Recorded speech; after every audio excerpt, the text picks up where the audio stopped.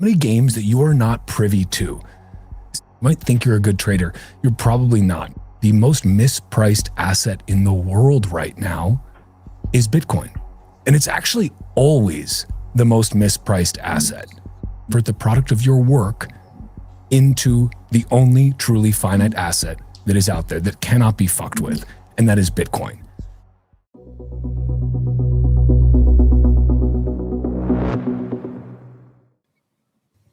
Okay, there's a bunch of things that both of you guys brought up, so I want to maybe zoom out a little bit further as it relates to the divestment by these hedge funds from the tech sector. This is just such a classic example of why the best strategy for like everyone listening to this show, for all of us, for everybody in the chat right now, is just to buy Bitcoin on a regular basis, especially right now, because so many games are about to be played. So many games that you are not privy to. City of London orchestrating most of those. I won't even get into it. I'll leave that to Brandon. But the point being, like, in a non-joking way, and I wasn't joking about the City of London either, but in a serious way, like, we all know that they're doing this, this kayfabe, right? We all know that everyone's kind of like playing along. It's like, yeah, no, we're totally like, Warsh is going to be super hawkish. We're not going to print a bunch of money. It's like, inflation's going to come down. It's like, okay, wink, wink. This is the thing. When you are operating at these levels where these hedge funds are, where like, we'll just say Wall Street generally, right? Like, all of us, we are not privy to any of that. We are not the insiders. It doesn't matter how smart we are. We're not the smart money, because we're not trading with automated trading desks located right next to the New York Stock Exchange that have their fiber optic cables running as short as possible so they can get the highest possible frequency on the lowest latency. Like, that's not us. You're never going to out-trade these people. You never are. You might get lucky a couple of times. You might think you're a good trader. You're probably not. Maybe you did get lucky. Maybe you are a good trader. I don't know, but a very vanishingly small percentage of people are. So it's like, what is the best thing that you can do in these times where you see like, wait, all these hedge funds are divesting from all their big tech ownership, and our chip manufacturer is going to crash and all this. It's like, it doesn't matter. It doesn't matter. What matters right now is that you have the most mispriced asset in the world right now is Bitcoin. And it's actually always the most mispriced asset. Even when Bitcoin is making new all-time highs, it is still the most mispriced asset in the world, because it is still the least understood, right? Because it doesn't have a balance sheet and cash flows and all these things that make everybody feel warm and fuzzy inside, right? It's just this kind of raw dog and anarchy out there.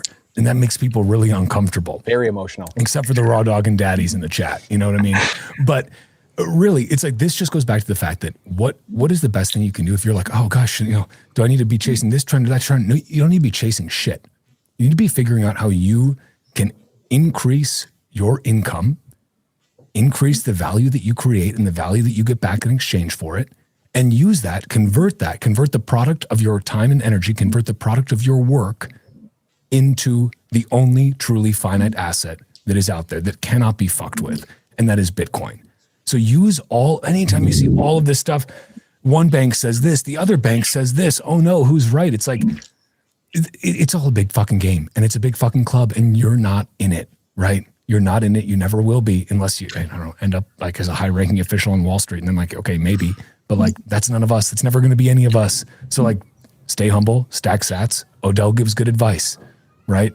Do that and you'll be okay. Figure out how to create value. You'll be okay. Try to chase these things. You're going to get wrecked. End of rant. Go for it, Joey.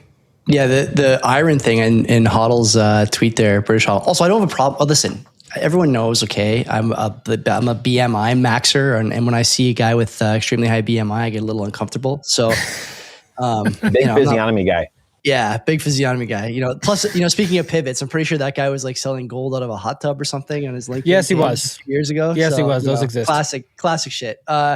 The one thing I agree with him on is the miners. To be fair, you probably would have done well buying that gold at the time. He probably would have made fucking shit. He was right. Yeah, he was early not wrong, right? Well, you could have bought S&P 500 and outperformed Bitcoin. Yeah. All right, let's be honest. It's been a rough time. The interesting thing about the miners, I think that like the maxi, like the annoying maxi crowd has been right about the corporate miners. I think most of us feel the same about the corporate miners. They are corporate first and miners second. Yep. And when we talk about like whether or not Iron is a company run by Bitcoiners like the Roberts brothers, are they good BTC liaisons for? They've all tech shed industry? Bitcoin in their titles, in their marketing and everything. They've all shed Bitcoin. They're not stupid. I mean, they advertise on Danny's show, I think, still, right? And I remember when McCormick was running the show, they may still advertise on Pete's show too. Actually, there's nothing about Bitcoin on there. They it's do. AI. Also, if you bought Iron when Pete started being sponsored by them, you're up like 2,000. Not if you did still you buy own Iron? It. Not if you still own it. I think Iron was like a. Yes, I did actually. What is Iron? Iron stock is down big on the last it's down 25% last 6 months, 5% year to date. So I don't know, like they've also taken a beating over the last little while. Many of the AI companies have, because these guys, unlike the Nvidias and whatnot, Iron is not really an AI company. They are an AI shitcoin, right? They are an AI altcoin. When capital rotates out of the big guys, out of the Mag 7, I think we were just talking about, you may see it wind up here for a little bit before it rotates out into something else, hopefully to Bitcoin. I do agree, I will say, with the sentiment around the midterms and AI, because the Republicans really do lean pretty heavy on flyover states that are disproportionately affected by the AI proliferation in the states.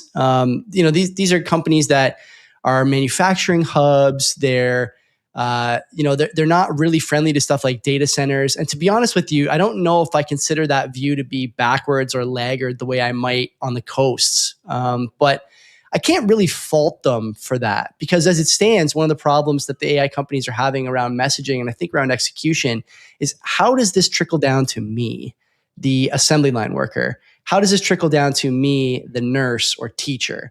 Why should I let this AI data center be built in my community? I can give an example that's close to home here in Hamilton.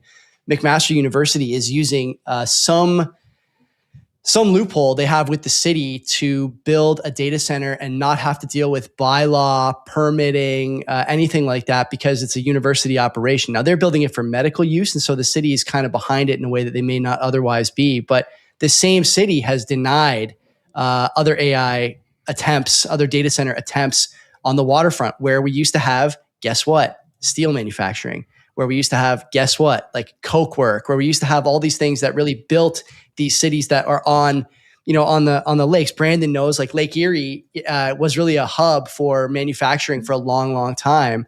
And, Lake Ontario has some stuff there as well. And you just wind up with these organizations and businesses that now have no place in the modern world, at least not the one they had in the 90s, 80s and 90s. And they don't want to give up what they have left. And the people who live there don't want to give it up.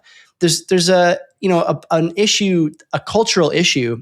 It's becoming a watershed thing, if it's not already, where if you look at Flyover America, they view these a number of things all under the same umbrella: AI data centers, immigration, automation. It's like this is affecting not just my job, my way of life is changing in a way that's not something I voted for, and it's too fast. And so I think there is something to this idea that they'll have to be very measured on AI. I don't know how you do that, because you've been AI, crypto for 2 years. And now you're going to try and go into the midterms and just not talk about it?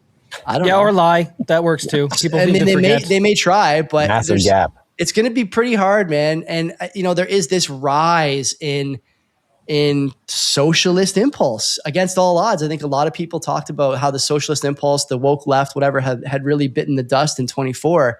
Man, doesn't seem like that now, does it? It seems like the opposite is happening now, which is going to lead to an interesting clash of civilizations moment in the States coming up. I'll leave it with this. If you had to bet today who the next president would be, Republican X, Y, Z, Rubio, Vance, or some mix of Ocasio-Cortez and Newsom, like, where would you put your money? I wouldn't bet on the right. I think they've embraced this business mentality that looks good to us, because we are kind of, we are fish of that sea. I like the speed, I like the forward thinking, but like you said, Nathan, like, we're on the wrong side of the curve for when it comes to like public sentiment. And I don't think that those guys are going to win because things are happening too fast and people don't like that. That's really the simple fact of the matter. There's Dan Kennedy. I don't know if it's Dan Kennedy or one of the great marketers of all time. It always talk about most humans. There's two things humans are doing. They're going towards pleasure or away from pain, right? And most humans are going away from pain. The entrepreneur class, maybe the INTJ, the visionary, a lot of Bitcoiners, you tend to go towards pleasure because that's how your mind works. That's how I spent my youth. Yeah. You're chasing something, right? And the average person is not, unfortunately. They're not thinking in the future, so that they're always kind of chasing. They're always behind. So they're going away from pain. And that's where, to me, what was interesting about the Trump administration, it was the first time in at least maybe my lifetime of 39 years, or a lot of what I just remember studying over time, is that you had this real forward-thinking business class of people that were running things, being the CEO of a country, in essence, and trying to, hey, we got a sovereign wealth fund. And we can argue about those things and the nuances of with Sachs and all these guys, and Besant, in bed with Soros, and also Druckenmiller, kind of all over the place. It's a very fascinating time, and you do have to change the time. So it was a very forward-thinking administration, and it still is. What's interesting, and what Joey and what you guys bring up too, is, are they too ahead of the curve? And I'm not saying that facetiously or something like that, but it's like, are they just too in front of the average person? And that's a very real question of, are they doing things too much? We joke about the city of London and all these different things, and whether maybe it is the right answer. I mean, I believe that there is a lot there that needs to be done. However, the average public, doesn't matter. If the public isn't there yet, whether it's AI or it's Bitcoin or it's sound money, all this stuff, it doesn't matter. And that's what's a really interesting gap that we're having to try to fill somehow through education, pain. I don't know what you want to call it really, but that's interesting. It kind of gives you a pets.com vibes. It kind of just like, hey, you were right, but you're too early. And so that's what's interesting to me. The other thing I'll say just to wrap is, before we hit the break here, is that seemingly all the problems of Bitcoin, we've talked about this before, stem from many of us trying to shortcut the adoption process, right? Whether I'm trying to take leverage on because I got to get more Bitcoin because I wasn't in 2011 or whatever it might be. And from my seat, there's nothing that we can do from any angle of any debate that's going to increase adoption of human beings toward Bitcoin. I mean, just, i.e. El Salvador, i.e. Donald Trump, i.e. ETFs, Michael Saylor, Bitcoin treasury companies, et cetera, et cetera, et cetera. Where's the silver bullet? Where is it coming from? We shot our shots. We emptied the clip. We emptied the magazine. And so it's just pain mixed with education over a long enough period of time. And Thomas Paine, as we've mentioned on the show before, said it best: time converts more than reason. And patience is the thing that's going to get us to the end of the line. So set your life up accordingly and make those preparations. Ben?